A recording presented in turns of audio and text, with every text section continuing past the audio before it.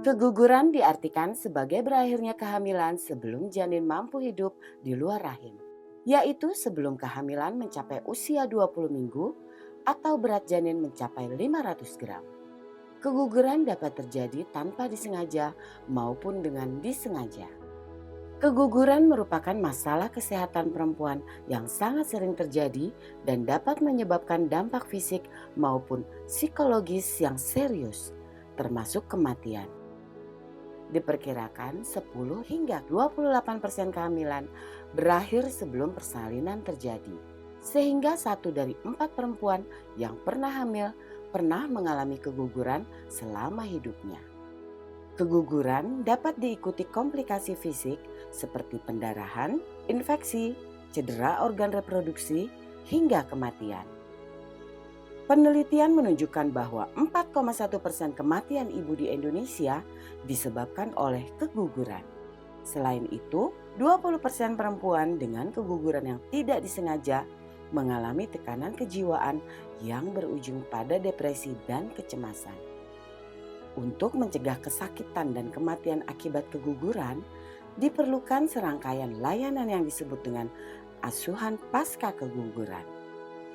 Layanan yang komprehensif tersebut meliputi konseling untuk menentukan tindakan medis, memberikan dukungan psikososial, serta perencanaan kehamilan selanjutnya.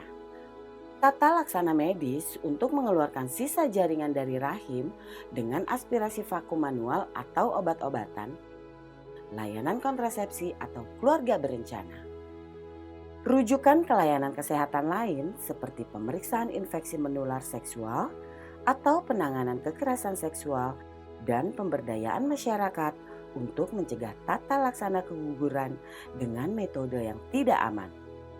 Seluruh layanan tersebut perlu diberikan dengan memperhatikan kebutuhan perempuan dan senantiasa memberikan mereka pilihan, akses, dan kualitas layanan yang baik. Saat ini, layanan asuhan pasca keguguran yang ada di Indonesia belum optimal dan komprehensif. Belum semua fasilitas kesehatan memberikan konseling, layanan kontrasepsi, hingga layanan psikologis bagi perempuan. Dalam memberikan tata laksana medis pun, kebanyakan fasilitas masih menggunakan metode kuretase tajam yang sudah tidak lagi direkomendasikan oleh WHO karena risiko komplikasi dan rasa tidak nyaman bagi pasien. Hal ini tentunya disebabkan oleh berbagai faktor. Misalnya akibat tidak adanya petugas kesehatan terlatih, tidak tersedianya alat maupun obat-obatan yang diperlukan, atau tidak adanya kebijakan yang mendukung layanan, baik itu dari sisi pembiayaan ataupun kewenangan tenaga dalam fasilitas kesehatan. Untuk meningkatkan pengetahuan dan keterampilan tenaga kesehatan dalam memberikan asuhan pasca keguguran, Yayasan IPAS Indonesia bekerja sama dengan Departemen Obstetri dan Ginekologi Fakultas Kedokteran, Kesehatan Masyarakat, dan Keperawatan Universitas Gadjah Mada mengadakan pelatihan asuhan pasca keguguran yang berpusat pada perempuan. Pelatihan diberikan dengan pendekatan kolaborasi interprofesi antara dokter spesialis kebidanan dan kandungan, dokter umum, dan bidan.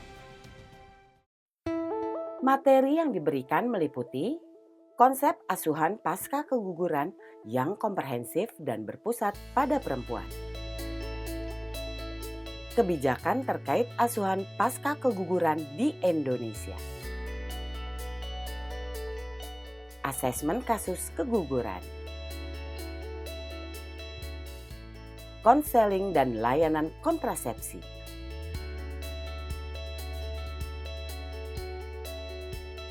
Pengendalian infeksi dan pengelolaan nyeri. Prosedur evakuasi produk sisa hasil konsepsi dengan aspirasi vakum manual atau obat-obatan. Pengenalan alat dan pemrosesan aspirasi vakum manual.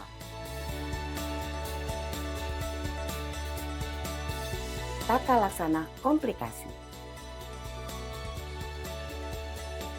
Pelatihan diberikan dengan metode pembelajaran dewasa yang meliputi ceramah dan tanya jawab.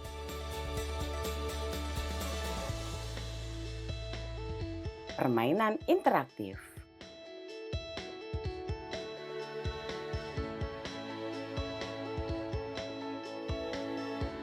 Diskusi kelompok.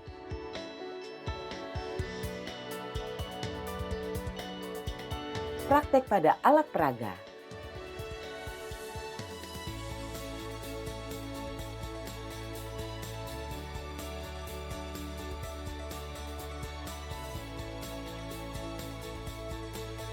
Bermain peran.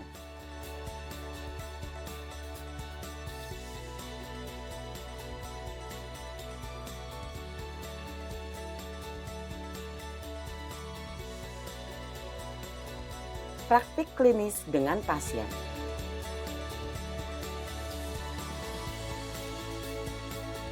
Kelas pit stop.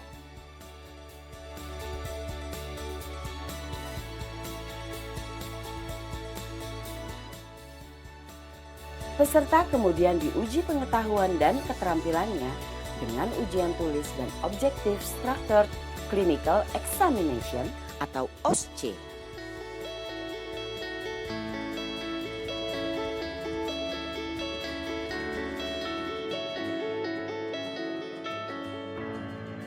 Jadi saya berterima kasih dengan pelatihan pasca keguguran, terutama karena ini pelatihannya pasca keguguran, jadinya nggak cuma untuk AVM aja.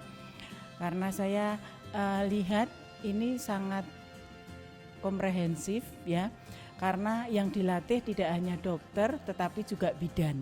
Dengan APK ini itu satu lingkaran yang sangat bagus, jadi ada konseling yang membuat ibu itu merasa nyaman.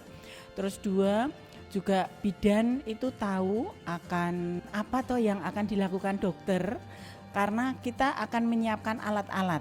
Dengan pelatihan ini kita jadi tahu apa yang akan dilakukan dokter, apa yang harus dilakukan bidan, terus kita mendampingi, kita membuat pasiennya nyaman.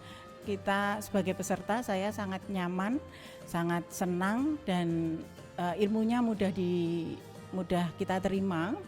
Kita tahu bahwa pelayanan kesehatan ini merupakan satu pelayanan individu, dan salah satunya wanita atau perempuan mempunyai hak penuh dalam menentukan ataupun dalam mendapatkan satu layanan kesehatan yang layak.